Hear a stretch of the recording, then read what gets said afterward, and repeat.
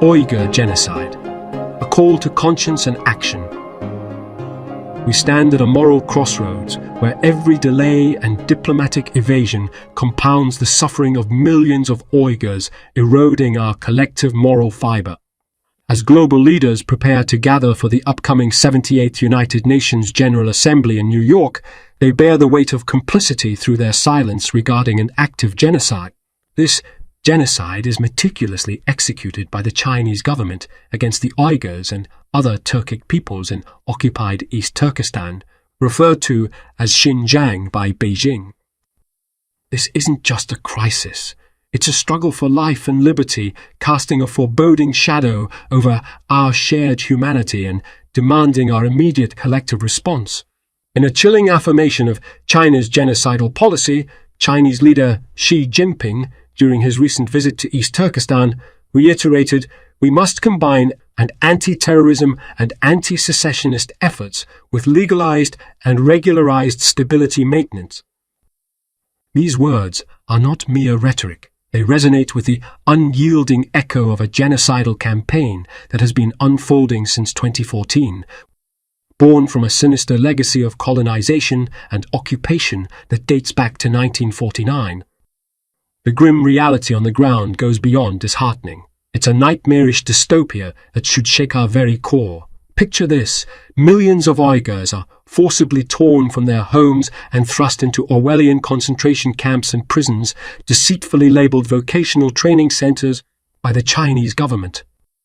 Behind these walls, people don't just endure suffering, they are systematically dehumanized. Forced indoctrination, torture, exposure to diseases, medical experimentation, and organ harvesting serve as instruments of slow but calculated annihilation. And shockingly, the concept of ethnic-specific genetic attacks exists, a horror akin to dystopian fiction, but horrifyingly grounded in Chinese government document. AFP recently conducted a harrowing investigation in East Turkestan, including my hometown of Artush, unearthing undeniable evidence that China's campaign of mass internment and genocide continues unabated. This isn't a distant news report for me. It's my haunting reality, my living nightmare. At least 4 of my relatives have perished within China's camps and prisons, with over 100 more missing, their fates hanging in the balance. These aren't abstract statistics. They are the beating hearts of a vibrant culture teetering on the edge of extinction.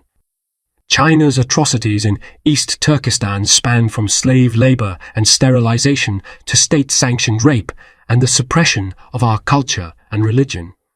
And the horror continues. Nearly 1 million Uyghur children have been torn from their desperate parents, subjected to ruthless indoctrination to erase their identities and mold them into loyal Chinese citizens.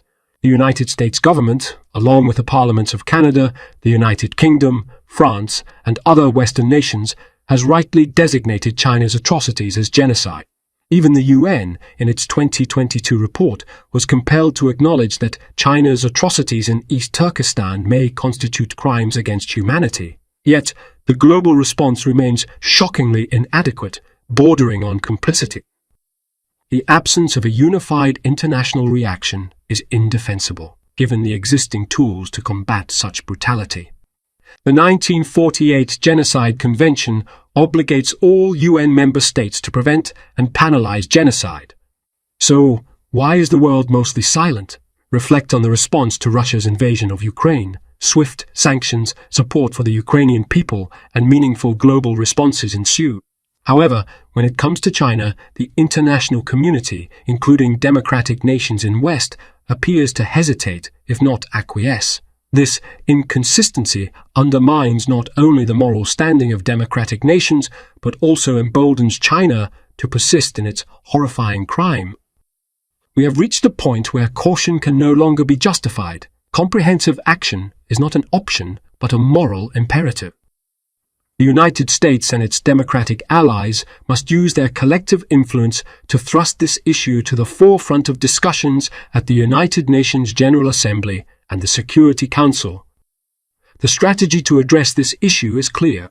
Here is a strategy that transcends mere rhetoric. First, grant refuge to Uyghurs and other Turkic peoples fleeing persecution. Asylum isn't a privilege, it's a moral obligation. Second, support East Turkestan's pursuit of justice through the International Criminal Court. Hold China and its leaders, including Xi Jinping, accountable for their ongoing genocide and crimes against humanity. Third, impose meaningful economic sanctions. Token gestures won't suffice. Impose targeted sanctions on all Chinese state and CCP entities connected to the Uyghur genocide.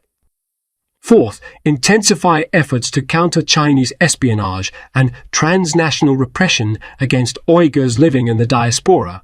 Our democratic institutions like the East Turkestan government in exile could be imperiled. Fifth, on the diplomatic front, participating in China-hosted events should be a non-starter while genocide continues. The UN Security Council must place this issue on its agenda and enforce the responsibility to protect mandate which commits nations to preventing atrocity.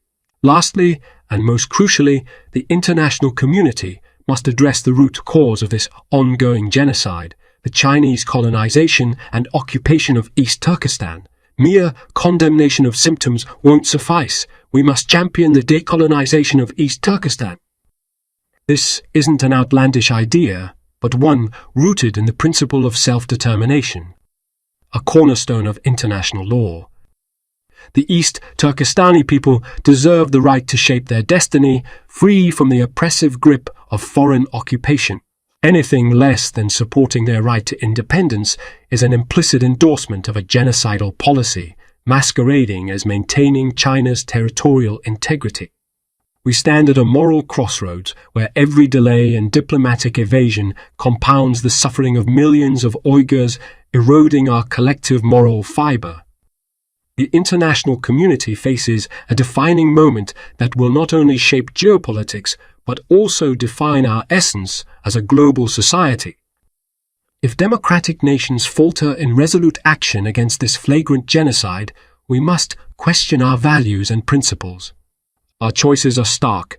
Embrace the grim inertia of moral compromise, or seize the opportunity for a principled stance against an unveiled evil. Time is running out. The Uyghurs, especially the millions of souls imprisoned in camps and prisons, aren't just waiting for a response. Their very lives hang in the balance. In this defining moment, silence is complicity. We must act now, for tomorrow may be too late. The world must heed this call to bear witness and take action for the sake of humanity itself. This article is written by Mr. Salih Hudayar. He is an Uyghur American currently serving as the Prime Minister of the East Turkestan government in exile. He also leads the East Turkestan National Movement and is the leading advocate calling for the end of China's ongoing Uyghur genocide and the restoration of East Turkestan's independence. You can follow him on Twitter at Salih Hudayar.